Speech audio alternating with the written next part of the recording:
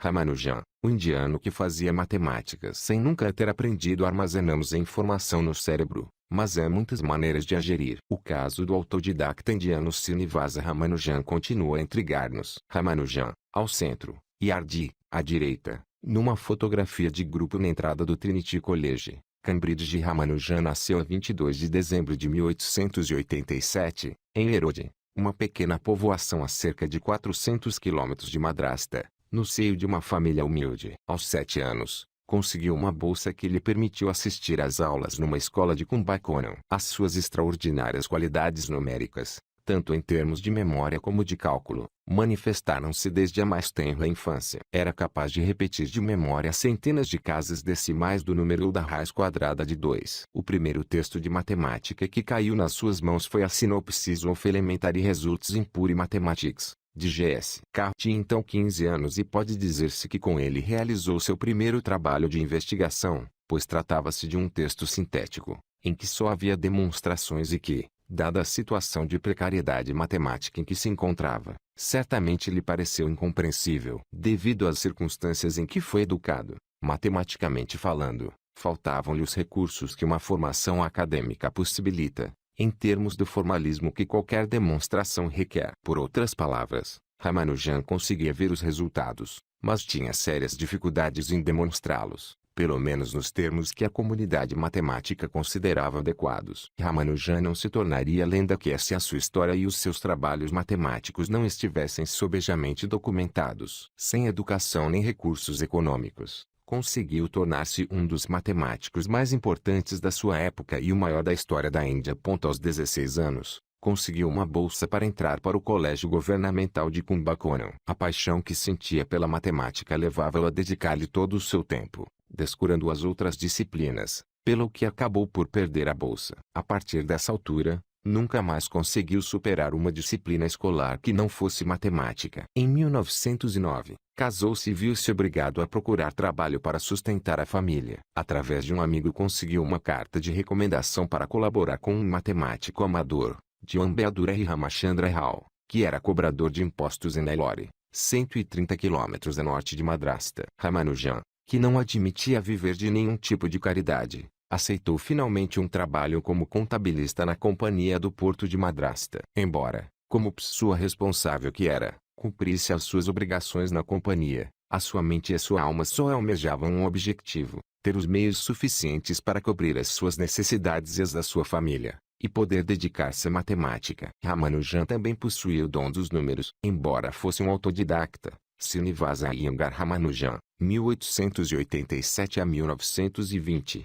conseguiu ser aceito em Cambridge graças a Godfrey Arnold. Ali elaborou uma fórmula controversa para serar números primos. Foi também autor de trabalhos úteis para o âmbito da oncologia e da engenharia informática. Há duas histórias que dão fé desse dom. A primeira é contada por P.C. Malanobis, 1893 a 1972, um dos seus colegas indianos em Cambridge, que estava entretido a resolver um problema de lógica matemática publicado num jornal diário. Depois de vários minutos de tentativas, encontrou a solução correta, que consistia num par de números. Propôs então o problema a Ramanujan, que naquele momento estava a cozinhar, era vegetariano. Está aqui um problema para ti. E leu-lhe. Ramanujan, no mesmo instante, sem deixar de se ocupar das frigideiras, respondeu-lhe: aponta aí a solução. E ditou-lhe uma fórmula geral para obter um número infinito de pares de números, todos eles soluções para o problema. O primeiro termo era a solução que Malanobis tinha encontrado. O segundo aconteceu no verão de 1917. Ramanujan tinha sido internado em Putney, um sanatório de Cambridge, com sintomas de tuberculose. Certa manhã, o matemático britânico Ardi, seu amigo e mentor, foi visitá-lo. Lembro-me de que fui vê-lo quando estava doente em Putney, conta Ardi. Eu tinha viajado no táxi número 729 e comentei que o número me parecia bastante insípido e esperava que não fosse de mau agouro. Não, respondeu ele, é um número muito interessante. É o número mais pequeno que se pode expressar como a soma de dois cubos de duas maneiras diferentes. Perguntei-lhe, naturalmente, se conhecia a resposta para o problema correspondente para a quarta potência, e ele replicou, depois de um momento de reflexão, que o exemplo não era óbvio e que o número devia ser muito grande. Ramanujan tinha se deixado tentar pelo ramo da matemática que Ardi considerava mais difícil. A teoria dos números rapidamente caiu na armadilha que, desde há 2000 anos, os números primos vinham estendendo a todos os matemáticos que se aventuravam pelas suas sombrias veredas. Ramanujan tinha se proposto encontrar a fórmula mágica, por meio da qual se pudessem descobrir todos os números primos. Este empenho levá-lo-ia, inevitavelmente, a confrontar-se com problemas de grande envergadura, como o estudo das séries divergentes. Ramanujan seguia escrupulosamente uma vida de Brahmani, a casta hindu de mais elevada espiritualidade, com autocontrole rigoroso e uma frugalidade ascética. Durante toda a sua vida, era ao levantar-se de cama que escrevia todas as suas descobertas, para muitas das quais não conseguia encontrar uma demonstração rigorosa. Na imagem, uma página manuscrita de um dos seus cadernos, no entanto, chegou a um ponto em que a sua situação econômica e social não lhe permitia continuar a avançar. Os matemáticos que o rodeavam não podiam ajudá-lo. Com um grupo de amigos redigiu então uma carta em inglês, enviada a vários matemáticos europeus. Ali, Ramanujan expunha os seus conhecimentos e o desejo de os ampliar. O teor da carta era o seguinte: Excelentíssimo Senhor, permito-me a liberdade de me apresentar como escriturário do Port Trust Office de Madrasta, com um salário de apenas 20 libras anuais. Tenho cerca de 23 anos de idade. Não tenho formação universitária, mas segui os cursos da escola ordinária. Depois de deixar a escola, empreguei todo o tempo livre de que dispunha a trabalhar em matemática. Não passei pelo processo regular convencional que se segue num curso universitário, mas estou a seguir uma trajetória própria. Efetuei um estudo pormenorizado das séries divergentes em geral e os resultados a que cheguei são qualificados como surpreendentes pelos matemáticos locais. Queria pedir-lhe que revisse os trabalhos aqui incluídos. Se achar que há alguma coisa de valor, gostaria de publicar os meus teoremas, mas sou pobre. Não apresentei os cálculos reais nem as expressões que adoptei, mas indiquei o processo que sigo. Devido à minha pouca experiência, terei em grande apreço qualquer conselho que me quiser dar. Peço-lhe que me perdoe qualquer incômodo. Fico, excelentíssimo senhor, à sua inteira disposição. S. Ramanujan. De todos os matemáticos que receberam a carta de Ramanujan, apenas Hardy se apercebeu do valor daqueles escritos. Ramanujan tinha-lhe enviado cerca de 120 teoremas, que continham uma infinidade de fórmulas. Referindo-se a elas, Hardy comentou: nunca tinha visto anteriormente nada sequer parecido com elas. Uma passagem de olhos foi suficiente para compreender que só podiam ter sido escritas por um matemático da mais elevada categoria. Tinham por força que estar certas, pois ninguém teria tido a imaginação suficiente para as inventar. Em maio de 1913, Hardy conseguiu-lhe uma bolsa para ir para Cambridge, mas Ramanujan recusou-a porque a mãe não lhe deu autorização para ir para a Inglaterra. Ao fim de pouco tempo, porém, deixou ir. Segundo relata Hardy, a razão para a alteração dessa decisão ocorreu na manhã em que a mãe declarou que, na noite anterior, tinha visto o filho numa grande sala, rodeado por um grupo de europeus e que a deusa Namagiri lhe tinha ordenado que não se interpusesse no caminho do filho e que contribuísse para o objetivo da sua vida. Por fim,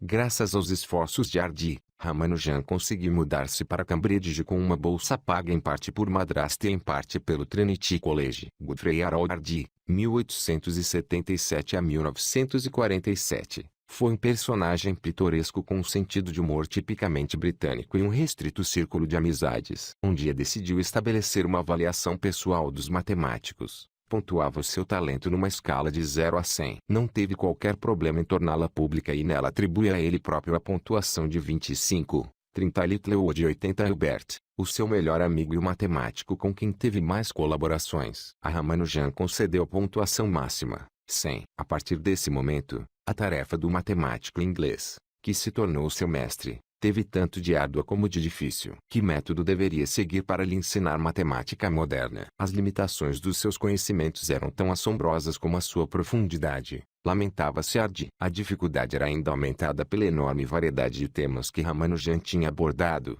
em que se misturavam resultados novos com outros que já tinham sido demonstrados. Em grande medida, Ramanujan devia ser reeducado, mas Hardy tentou sempre evitar que um formalismo excessivo rompesse o que classificava como o encanto da sua inspiração. Ramanujan viveu 5 anos em Cambridge, período durante o qual publicou 21 artigos, 5 dos quais em colaboração com Hardy, que acabou por confidenciar: aprendi muito mais com ele do que ele aprendeu comigo. Na primavera de 1917, apareceram os primeiros sintomas da tuberculose que acabaria com a vida de Ramanujan. Nesse mesmo verão, Ele deu entrada no sanatório de Cambridge, e durante o resto da sua vida passaria mais tempo na cama do que fora dela. No outono de 1918, coincidindo com uma ligeira melhoria do seu estado de saúde, chegou a tão esperada escolha para uma Trinity Fellowship, o que lhe levantou ânimo para retomar o trabalho, tornando esta uma das suas fases mais produtivas. No início de 1919,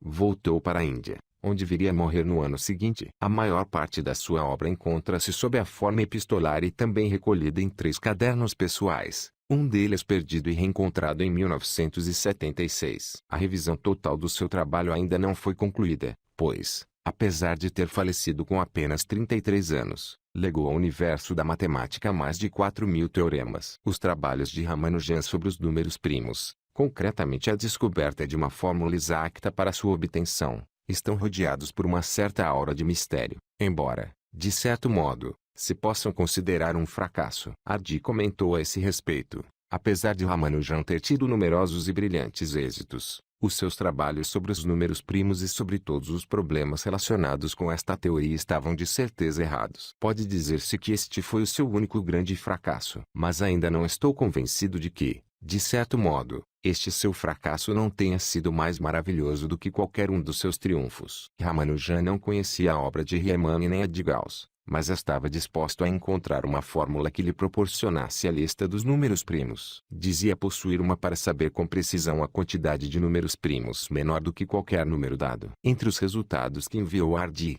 não havia demonstrações de nenhuma das suas afirmações. O método que Ramanujan dizia possuir proporcionava-lhe uma fórmula para obter o número de primos que havia entre 1 e 100 milhões com uma margem de erro espantosamente baixa. Littlewood demonstrou que Ramanujan estava enganado. A busca da fórmula mágica tinha o levado, como a tantos outros matemáticos, a entrar em paragens extremamente frutíferas e que, também como em muitos outros casos, tinha uma relação direta com as séries convergentes. Embora a exoticamente matemática de Ramanujan tenha produzido alguns resultados aparentemente falsos, na grande maioria dos casos chegou a resultados certos e de grande beleza matemática. Em qualquer caso, os seus trabalhos ocupam atualmente milhares de matemáticos nas universidades, e os resultados a que chegou são hoje aplicados em áreas tão diferentes como a química de polímeros, a arquitetura de computadores ou a investigação do cancro.